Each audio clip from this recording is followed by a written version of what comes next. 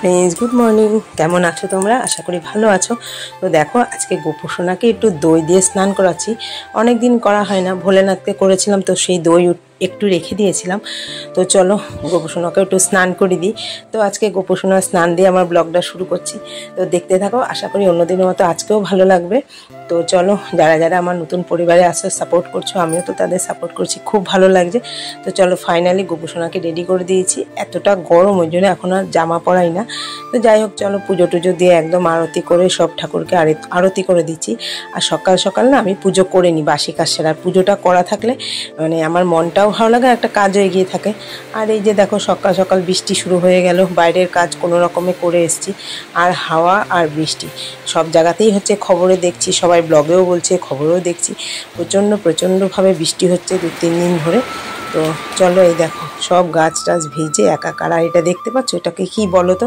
তোমরা যদি কেউ কেউ চিনে থাকো অবশ্যই বলো। এটা হচ্ছে কচুর ফুল, যেই কচু আমরা ইলিশ মাছের মাথা দিয়ে খাই, ছোলা দিয়ে খাই, সেই কচুর মাঝে যে ফুলটা হয় সেইটা। তো কেটে নিলাম, ভাবিকে বললাম যেখানেই দেখবে আমার জন্য একটু নিয়ে আসবে।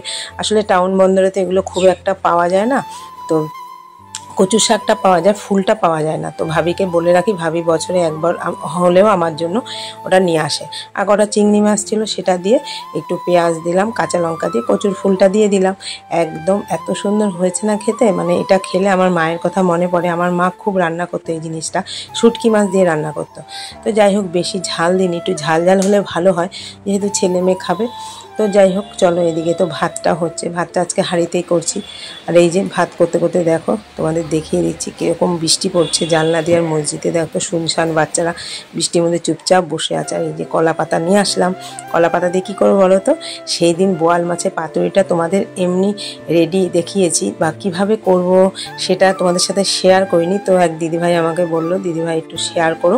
ওই জন্য দাদাভাই আবার বোয়াল মাছ এনেছিল, তো বোয়াল মাছগুলো নিয়ে রেডি করে চলে আসলাম। হলুদ নুন মাখিয়ে দিলাম।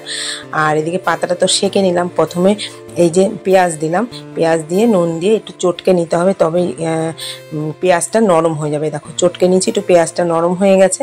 তারপরে একে একে রসুন বাটা, ধনেপাতা কুচি, লঙ্কার গুঁড়ো, যে যেমন ঝাল খাবে, লঙ্কার গুঁড়ো আর কাঁচা তেল, নুন, হলুদ, এটা দিয়ে আগে পেঁয়াজটা মেখে নিতে হবে।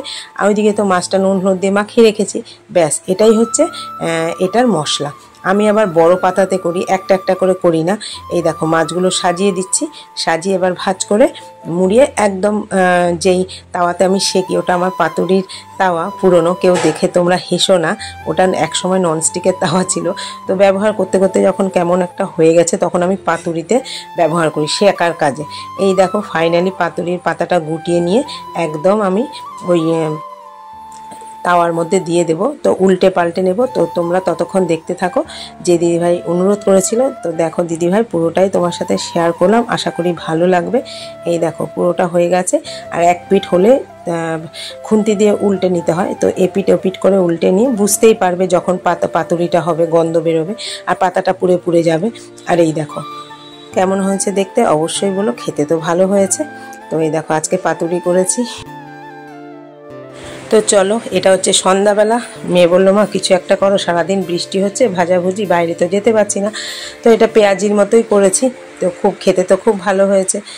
চলো এক এক করে নিয়ে নিচ্ছি প্লেটে। আর এদিকে দেখো মসজিদের অবস্থা দেখো, পেঁয়াজি করছি। আর তোমার সাথে একটু শেয়ার করলাম, মসজিদের দিকে প্রচণ্ড বৃষ্টি হচ্ছে, আর ওরা পড়াশুনো করছে, দেখতে পারলে আলো জ্বলছিল। আর এখানে দুধ চা তো করে নিলাম বৃষ্টির মধ্যে, মানে গরম গরম পেঁয়াজি আর দুধ চার সঙ্গে মুড়ি, আশা করি সবারই ভালো লাগবে। তো দুধ চা অল্প অল্প করে সবার জন্য করে নিয়েছি। এই দেখো প্লেটে বসিয়ে একদম চলে যাব হচ্ছে টিভির ঘরে। তো চলো একদম রেডি টু সার্ভ।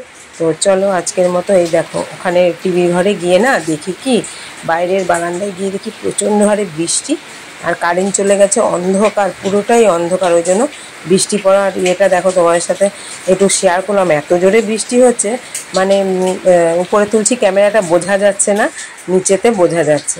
আর এই যে দেখো কেমন লাগছে দেখতে, অবশ্যই জানিও। গরম গরম পেঁয়াজি আর দুধ চা, আশা করি ভালো লাগবে, সবারই এটা প্রিয় জিনিস। তো যাই হোক চলো আজকের মতো এখানেই শেষ করলাম। অন্য একদিন আসবো অন্য একটা ব্লগ।